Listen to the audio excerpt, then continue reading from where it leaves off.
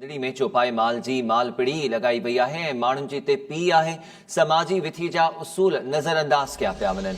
मालपिड़ी में मालवंद वापारी ऐं ख़रीदार वॾे तादाद में मौजूद आहिनि। इंतज़ामिया ऐं पुलिस इतां ग़ाइब नज़र अचे पई। इंतज़ामिया ऐं पुलिस तरफ़ां कोई हिते मौजूद नाहे जेको हिते मौजूद माण्हुनि खे SOPs ऐं समाजी विथी ते अमल दरामद कराए। बिना की समाजी विथीअ जे हिन वक़्तु सिंधड़ी में चौपाई माल जी जेका पिड़ी लगाई वई आहे उते ॻोठाणा वॾी तादाद में वापारी ख़रीदार पहुतल आहिनि ऐं हिन वक़्तु जानवरनि जी ख़रीदो फ़रोख़्त जो अमल जारी आहे। तफ़सील मालूम कयूं था सिंधड़ी मां टाइम न्यूज़ जे रिपोर्टर असद शर खां। असद, आगाह कजो, माल पिड़ी ते लगाई वेंदी आहे इन्हनि ॻोठनि में मुख़्तलिफ़ हंधनि ते, पर छो जो कोरोना जा केसिस वधनि पिया समाजी विथी ते अमल दरामद कराइण बि ज़रूरी आहे। कोई इंतज़ामिया जो अमलदार बि हिते मौजूद आहे या न?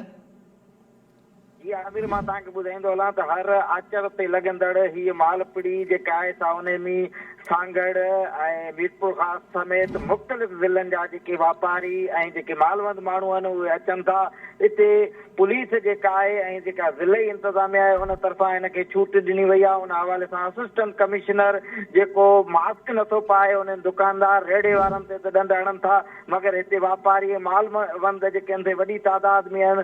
रोड ब्लॉक थियल आहे मगर उन्हनि ते कंहिं बि क़िस्म जो मास्क या अमल दरामद लाइ कुझु बि न कयो वियो आहे। उन हवाले सां असिस्टेंट कमिश्नर सां ॻाल्हायो वियो त हुन चयो त हीअ जेके SOPs जे हवाले सां नओं जेको आयो आहे ज़ाब्तो उहो मूं अञा ॾिठो न आहे।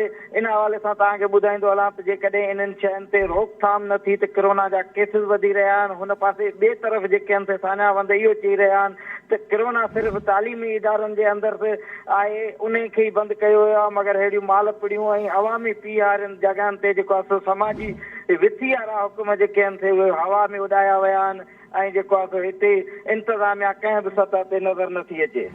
तफ़सील ॾियण लाइ महिरबानी जी असद शर। सिंधड़ी में हफ़्तेवार मालपिड़ी लगाई वई आहे। हर आचर ते इहा मालपिड़ी लगाई वेंदी आहे ऐं आम तौर ते त माण्हू हिते वॾे तादाद में जमा थींदा आहिनि, पर हाणे कोरोना जी न बिगड़जंदड़ सूरत-हाल जे हूंदे बि माण्हू समाजी विथी इख़्तियार न पिया कनि, जॾहिं त पुलिस या इंतज़ामिया जो को अमलदार हिते मौजूदु न आहे।